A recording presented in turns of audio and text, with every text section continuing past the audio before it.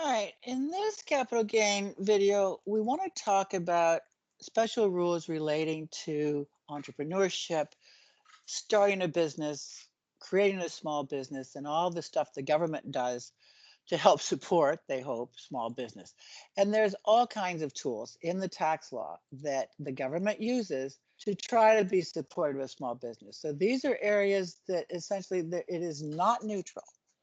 The government is deliberately trying to help in some ways the small business activities. And again, the idea here, and it's not uncommon around the world for governments to be concerned about the viability and about the existence of startup companies.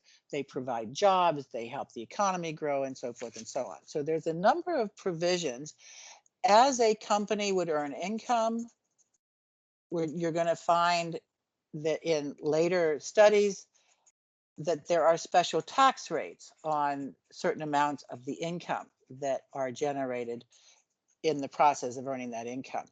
There's special treatments for gains on sales of companies that qualify, of the small business company that would qualify gain up to a certain amount. We see places where there is a deferral of gain on these types of companies. If you've used up all your tax-free stuff, there's actually also places the deferral of gain, and there's some special treatment for capital losses on these companies. And we want to talk today about the deferral and the capital loss treatment for these small business operations. The deferral, you don't have to know a lot about it, but it's in section 44.1. If we have a small business corp,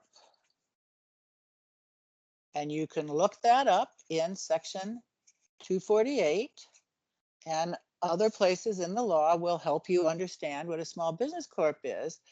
If you sell stock of a small business corp, that's what that is, and you reinvest in another small business corp,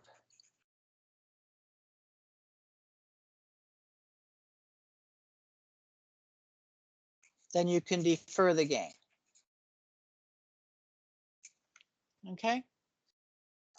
Now, the way that works is if you have a cost for the stock one of, say, $10, you sell stock one for 20, so you have a gain of 10, and then you buy stock two for 50, so you've reinvested all the proceeds. It's partially a function of reinvesting the proceeds.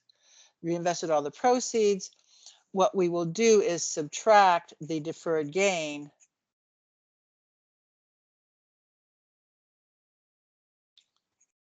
so the ACB of stock two is the 50 minus the 10, or 40. So essentially you've protected that gain in there. So that possibility exists. We don't use this typically until we've completely used our capital gain exemption. That's the amount that I mentioned,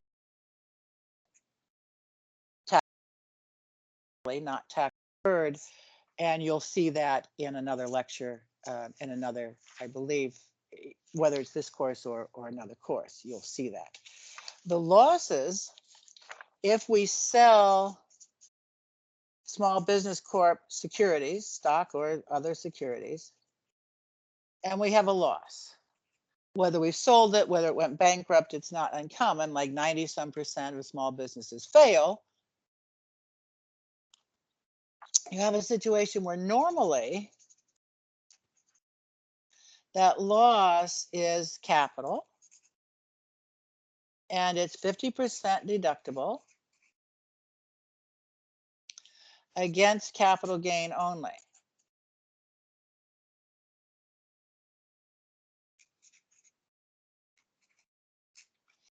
Okay. Now, how do we get special treatment? Well, the special treatment part, be careful. You want to make sure you're clear. The question is this a business investment loss? That's what it's called, business investment loss. If it is a business investment loss, if it qualifies as a business investment loss, then it's still capital. So be careful. It's still capital. It's deductible against everything.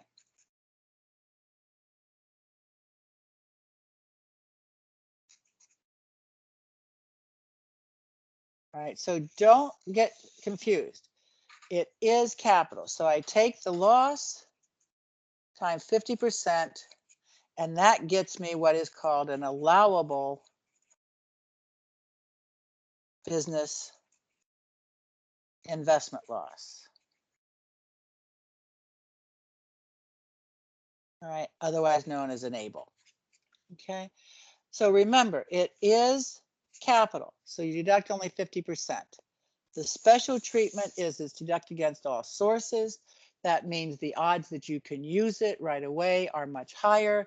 Time value of money says that's worth something to you, right? So that's the idea. Now there's some other complexities to this that I don't want to get into quite yet, because you kind of need to talk about the capital gain deduction to do it. But we need to understand what a small business corp is.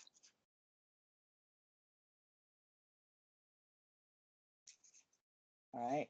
If you look at the definition, it's in the slides, 90% of assets used principally. That's usually about 50% in an active business. Carried on primarily. And again, that's a 50% thing in Canada. To get the capital gain exemption, that tax-free gain, there's some extra steps you have to go through.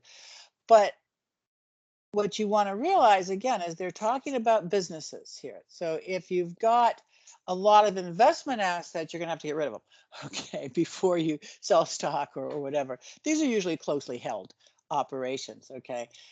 So that's where your business investment loss is going to come from, the small business corp. You're going to get special treatment for it. But what I want to talk about now is, so those are kind of the techie things, but I want us to really think about what's going on. So I want us to kind of think about what the government is doing. Now that we've talked about the kind of techie details, let's step back and actually think about what the government is doing here. The government wants to support and encourage investment in startup, small business, activities and securities. And they know that everybody makes their decisions. Decisions are made how? We all remember how decisions are made after tax.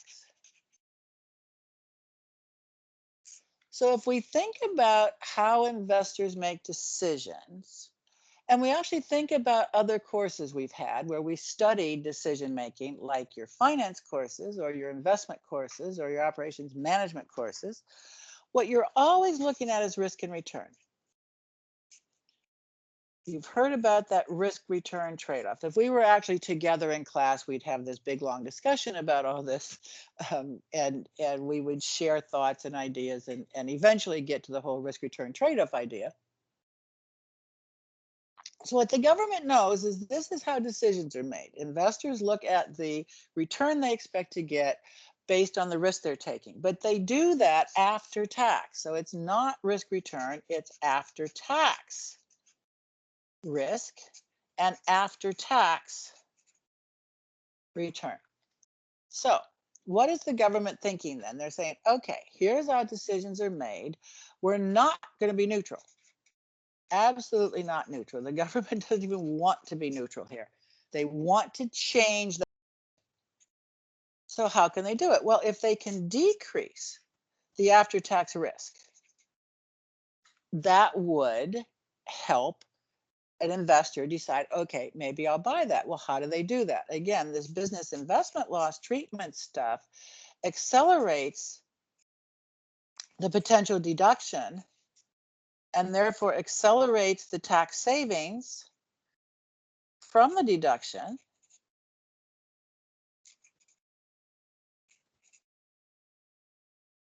So the actual after-tax risk of the loss is lower because your time value of money says that the present value of the loss, or the kind of the negative present value, is lower because I can use the loss faster. And then you'll see with the capital gain deduction,